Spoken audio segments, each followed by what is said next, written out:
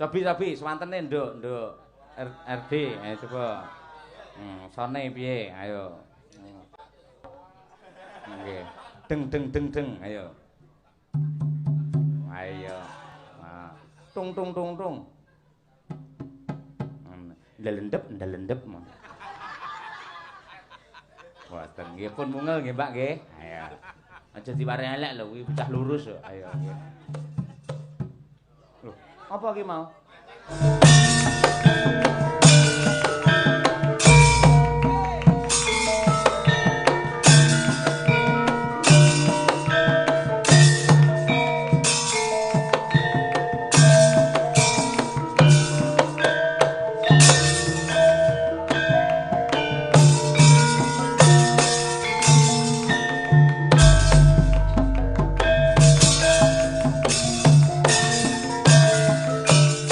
Sedaya para kadang mboten saged kulaturaken setunggal mbaka setunggal. Sugeng laras Pak Harnoto saking Laladan Bukit Raya Tenggarong seberang Kalimantan Timur. Ya, sugeng midhangetaken bacute apa? Coba karyane Mbah Sukron wae Sri Huning Mustika Tuban. Wah ya, nggih, coba kaya apa? Nggih. Nah, nggih. Ugi kula aturaken dumateng para kadang-kadang, para YouTuber. Ha iya. Akeh banget sing kepareng ngrekam iki. Ha iya. Sing adate isu muni sukses ora tau ketok ya, Truk. Engko tak goleki nang ndi to jenenge. Kadang-kadang saking caksi ya menika para nom-noman sing gemar wayang matur nuwun tak aturi Sri Huning Mustika Tuban dening mantune Mbah Sukron Suwanda, Ibu Sukesi Rahayu. Ya, Bu. Sri Huning Mustika Tuban labuh tresna tuwin sabaya pati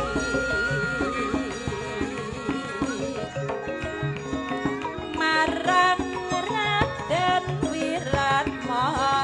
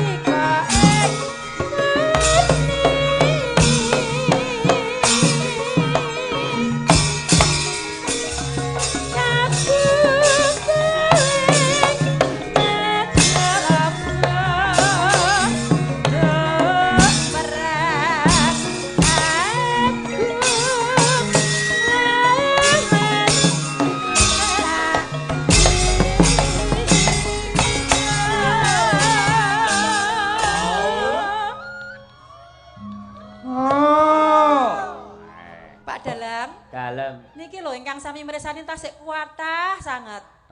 Saya ingkang remenaken generasi muda Madiun ingkang remen kalih ringgit purwa tasik kuatah sangat. Terbukti teng wingking nika cah enom-enom sing mirsani ya Allah kathah sanget. Ngoten. Nggih. Nggih. Kaya muga-muga Bu Kesi sing jenenge wayang ki tetep berjaya sepanjang masa. Walaupun zamannya berubah menjadi apapun, khususnya teng Madiun wayang tetap eksis sepanjang zaman. Ngono kuwi panyuwunku. Nggih.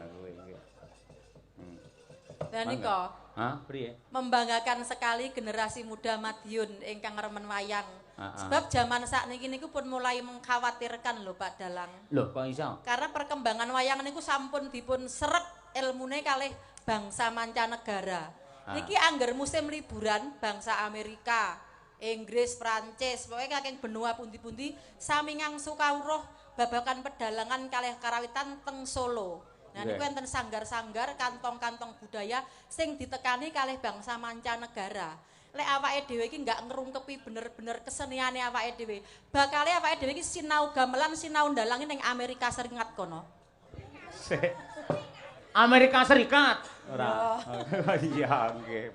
Bener kaya ngono nis, percaya yakin wae pokoke Bu Kesi nadyan kaya ngopo lan kepiye. Lek nun sewu nabuh piyai manca, piyai Jepang, piyai Amerika, piyai saka Eropa apik ana akeh. Terus apa kuwi jeneng nyinden kae ndek ben kae Mbak Megan apik. Nek lek dalang ki angel. Nan, dalang ki angel. Sapa neh iki jenenge dalang ngempet nguyuh mongko sewengi.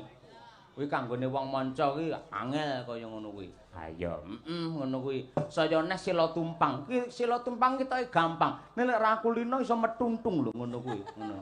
Iki dengkule iso munggah ruwene ngono kuwi. Ha iya. Kuwi ya mergo tinggalane para luhur mbiyen ya, Kang. Heeh, wis percaya. Sing penting antarane pejabat, masyarakat, seniman tetap bersatu untuk teguh mengibarkan bendera budaya di Nusantara. Nah, kuwi penting. Ya. Contonipun kados para penggede wonten ing Kabupaten Madiun niki Bapak Hari lan Bapak Wakil lan sedaya tansah peduli kalih seni tradisi wayang. Mugi-mugi Madiun boten bosen-bosen nglestarekaken wayang kulit sepanjang zaman. Amin, amin ya rabbal alamin. Nggih. Lanjut, Bu. Katresnane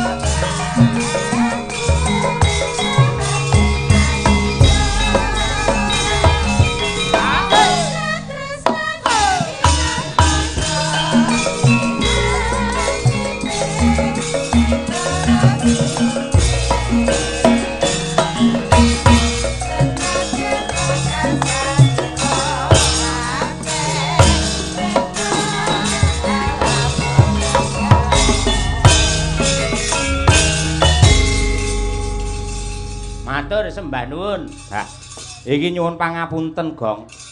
Iki ana layang sing malah kesingsal iki mau. Diwaca sik mbok menawa sik kepareng jenak pinarak urung kundur, Tru. Sugeng dalu Pak Dalang. dalem nyuwun gending langgam saderma utawa sadarma apa iki kalian woing aren dipun kendangi kalian Mbak sapa iki tulisannya apa ki nang Mbak RD nggih Mbak RD nggih sembah nuwun saking Mbak Anggi mbok menawi tasih lenggah monggo mriki Mbak RD nyun ngapunten jane niki layangi wiwit sonten ning ketutup napa niku rokok dhuwit napa-napa akhire malah teng isor dhewe tasik Nun apa di oh masya Allah waduh duh mriki wah alah jan nggih mriki Mbak niki oh nggih sami-sami jenengan yahene kok ngangge ireng kok arep layat ae Mbak ora kowe ya irenge langgeng kok le ayo nggih aduh Yai le sopan nggih ngapunten Mbak lho kaya ngono ki etikane tata kramane sik ngastomik sik niki badhe ngendang badhe nembang napa Mbak nggih nggih Pak nggih badhe ngendang nggih monggo kendange gedhe niku karo sampean lha pripun mboten napa-napa asma utawi nama lengkap sinten RD Tia Prajayekti Praja alon mawon ora kula ni wong tuwa RD Tia Prajayekti RD Tia Prajayekti oh nggih daleme pundi Tapelan Balirejo Madiun Tapelan oh Tapelan nggih Pak dalang anggere kliwat jam 1 rada budeg nduk ayo nggih kelas pinten no kelas 3 Pak kelas 3 nggih SMKI wah SMKI pundi Surabaya Surakarta pundi Surakarta wah alah nggih cocok ngati-ati teng mriko ayo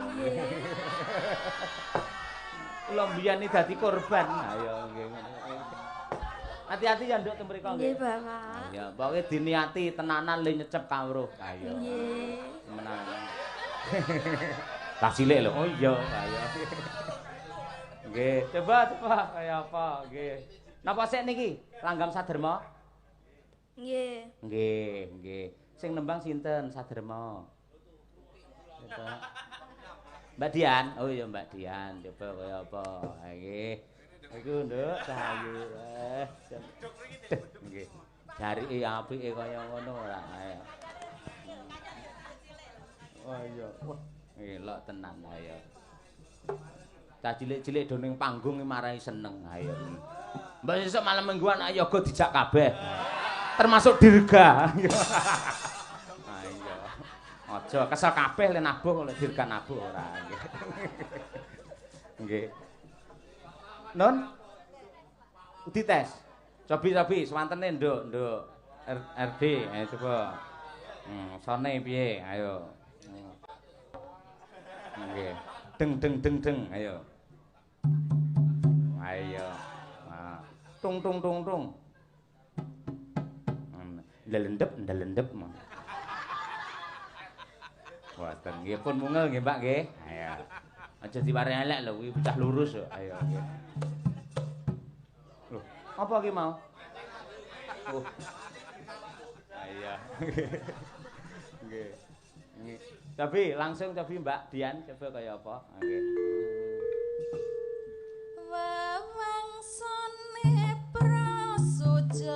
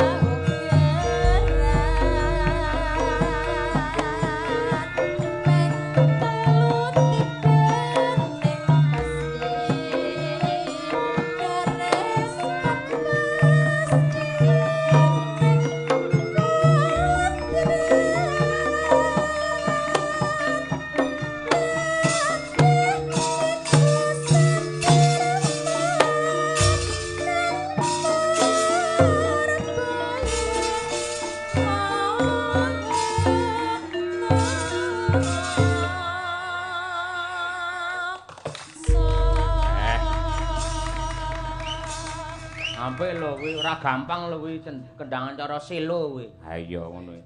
Dung tak dung endung tak endung untung tak ndet tak kentok tak kentok ora. Tuntuk ngono. Blak kuntuk ndet tuntok. Lah ya tuntok blak kuntuk kentuk untuk. Ora ono kentok sing kentok kowe kuwi ora. Jas temenanan RD pancen ya dolane ning Klaten ya to, Nduk. Ngene Pak Wito Radio Klaten kok ya ora nggih. Lah ya jas kendangane kaya ngono.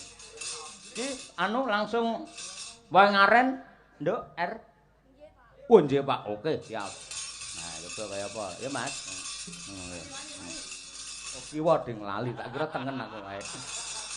Gunange kiwa. Ayo Mas Dwi, engko nguriin Mas. Ayo Mas. Kowe tengah gawe kancane kok muriin piye ora. Mangga, ayo Woeng Aren, ayo pengendang RD, yo.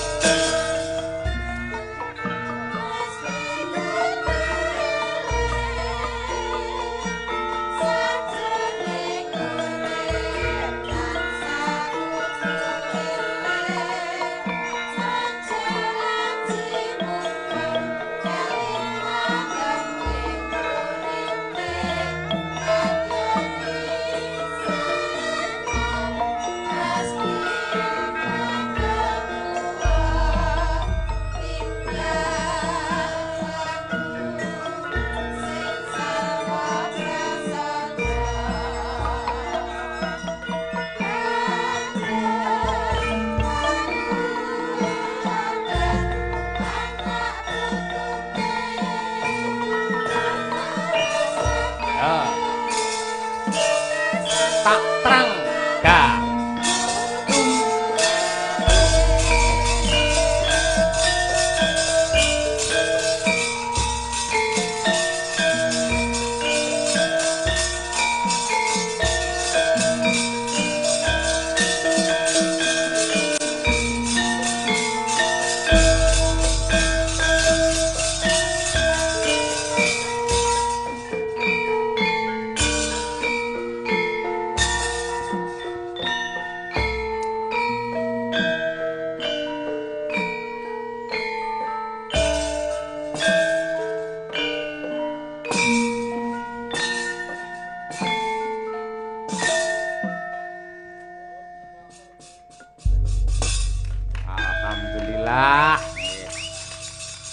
Alhamdulillah iso mandek ya, Truk. Ha iya.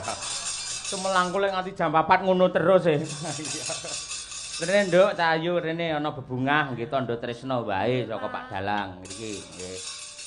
Iya generasi hebat nggih. Wo sing nyindeni ya Retna Purabaya sing ngendangi sampean. Ha iya. Matur nuwun Pak Dalang. Lurung apa-apa wis matur nuwun. Mriki rada nyerjam Pak Dalang masuk arep medun ora. Nggih. Ampun dipun itung jumlahe ning minangka tandha tresnane Pak Dalang karo sampeyan men luwih semangat anggene dadi pengendang reog. Nggih Pak pangestunipun. Wah iya. Tandha dedet ya, Nduk. Nggih.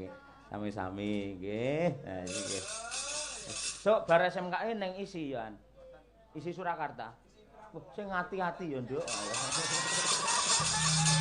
Ayo. Wis cocok. Sami-sami wis.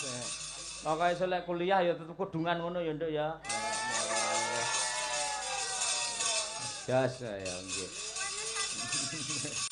Ben minangka tameng diri ayo nggih. Luar biasa. Kelangenane Pak Hariwur. Apa kuwi? Caping gunung. Ayo. Nah. Coba kaya apa nggih.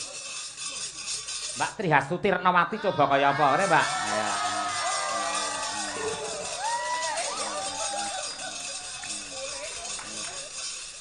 Iki ora sampeyan ngono, Pak Bupati ora rena penggalihe.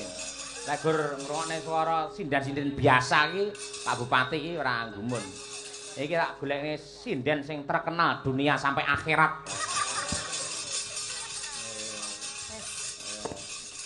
Kula isin Pak Yoyo. Hah? Isin. Sebabe apa mung sinden kok isin kon nembang? Mboten napa-napa, kula sakniki kan pun berubah. Berubah menjadi kata. Lah tadi turun tadi berubah lho Pak Yoyo kula. Terus dapat hidayah. Wah iya. Syukur tadi syukur ayo. Dene wong iki umure saya akeh ora ndelungsungi kaya ula. Yo. Bareng dituturi dek iya. Ayo. Ngadeg. Ayo kaya apa jumeneng. Iya. Nggih. Pak Yoyo. Nggih. Sampeyan lek ketoke apa kok anggap apa rek mau utawa rambut dadi aurat, ora apa-apa selek nyinden tutupi ngangge helm, ora apa-apa. Boleh Pak Yoyo. Boleh, ngono. Nggih, mulai besok saya pakai helm nggih. Heeh. Ning kowe aja lenggo ning kene, ning ngisor gendot ya. Ayo sinden helman, ayo nggih. Sesekali boleh to Pak Yoyo, ndak apa-apa. Boleh. Kowe nggih sampean bebas arep ngopo wae bebas. Variasi. Iya. Variasi. Langsung ya Ti ya ora apa-apa ya Ti. Nggih, kula seneng langsung mawon. Mawon ae. Kula seneng cepet mawon Pak Yoyo. Soalnya isin kali Mas Joko niku. Pundi Mas Joko? Mas Joko kelenteng. Oh alah Mas, ayo nggih. Napa Pak Yoyo riyen Pak Joko riyen diunggahne? Kan ngendang no. Oh nggih. Sapa ngerti iki ya lulusan SMKI ya mbiyen. Monggo Pak Joko. Mriki Mas Joko. Wah, mumpung petuk lho nggih. Sampeyan sindene to adate ya sampeyan sing ngaturi. Nggih. Ayo. Mas Joko kelenteng monggo katuran pinarak. Nggih. Engko nek gak sopan gak dijak meneh lho. Ayo. Mas, Mas iki. Monggo. Tak ding tak cilik eram. Ayo. Cuwilik uwireng kemaki lho. Kuwi dalang saiki wis dadi dalang senior Ngawi. Nggih, Pak. Niku pun kados Mas kula dhewe. Oh, ayo. iya nggih. Nggih. Ya coba kaya apa niku apa-apa apik yen Mas Joko kuwi. Ha iya nggih. Ngendang apik, ngrebab apik, mayang saya apik. Ayo. Ya mek gur tekone sing. Tekone ya apik kok le panjenengan ndi putu kok. Ayo nggih. Coba kaya apa? Ya Mas, monggo dikendangi cara ngendi? Ha iya nggih.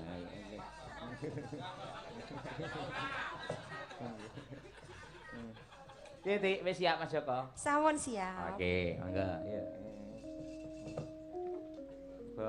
Nek jaman berjuang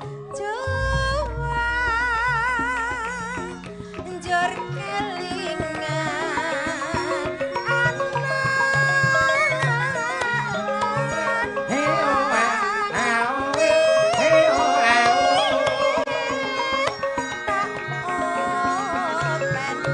Yo yo yo yo. Yo kati. Dirgita Winang Dian ayo bekto tulung agungan langsung aja ayo. Akan dini penggemar cinta ayo. Ayo menyat.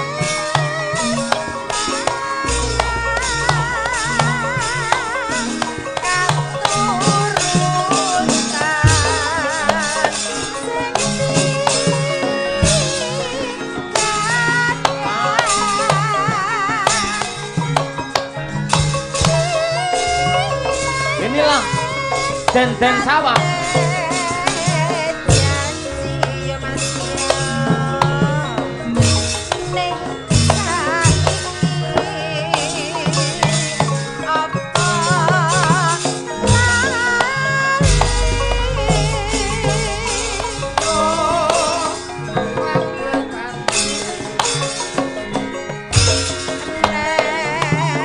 Ayo.